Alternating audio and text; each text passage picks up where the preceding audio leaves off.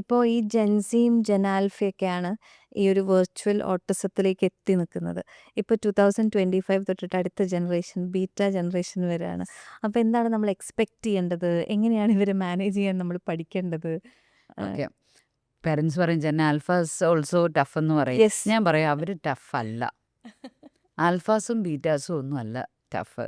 നമ്മൾ മില്ലേനിയംസ് ഇതുവരെ ഇവരെ കൂടെ നടക്കാൻ പഠിച്ചിട്ടില്ല. അതാണ് അതിൽ മിസ്റ്റേക്ക് അതാണ് അല്ലേ? ഏറ്റവും വലിയ അവർ ഈ കാലഘട്ടത്തിൻ്റെ കുട്ടികളാണ്. അവർക്ക് അവരുടേതായിട്ടുള്ള ഇൻഡിവിജ്വാലിറ്റി ഉണ്ട്. പണ്ട് നമ്മുടെ പിയർ പ്രഷർ എന്തായിരുന്നു?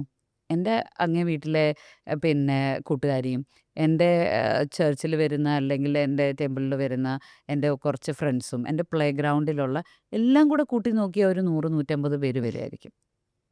ഇന്ന് അവരുടെ പിയർ പ്രഷർ എത്രയാ? അവരുടെ ഇൻസ്റ്റഗ്രാമിലുള്ള ഒരു 10,000 പേര്, ഫേസ്ബുക്കിലുള്ളവർ, അവരുടെ വാട്സപ്പ് ഗ്രൂപ്പിലുള്ളവർ, ഈ ഗ്ലോബലി ആണ് അവരുടെ പിയർ പ്രഷർ. മനസ്സിലായോ?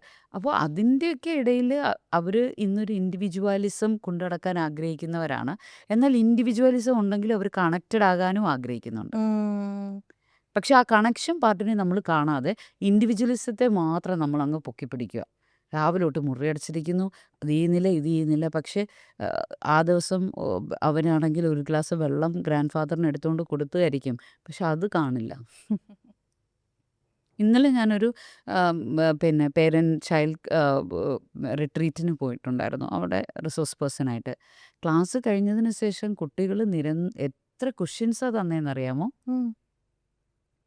10 വയസ്സ് തൊട്ട് 14 വയസ്സ് വരെയുള്ള കുട്ടികളാ. മറ്റുള്ളവരോടുള്ള ദേഷ്യം ഞങ്ങളുടെ അടുത്താണ് ത്രോ അപ്പ് എടുക്കുന്നത് പേരൻസ്.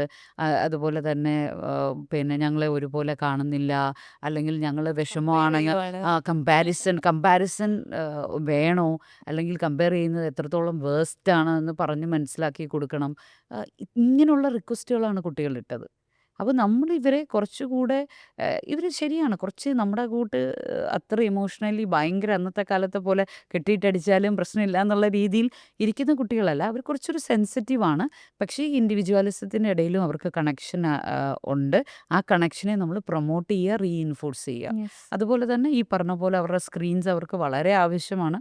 ആ സ്ക്രീൻസിനെയും മോണിറ്റർ ചെയ്യാൻ. ഹൈജീനിക്കായിട്ട് കൊണ്ടുപോകാനായിട്ട് പഠിപ്പിച്ചു കൊടുക്കുക. പിന്നെ ഉള്ളൊരു കാര്യം, അവർ കുറച്ചുകൂടെ എന്താ പറയുന്നത്, നേച്ചറിനോടൊക്കെ കൺസേൺ ഉണ്ട്. നമ്മൾ വിചാരിക്കും ഇവരെപ്പോഴും അകത്താണ് ഇരിക്കുന്നത്.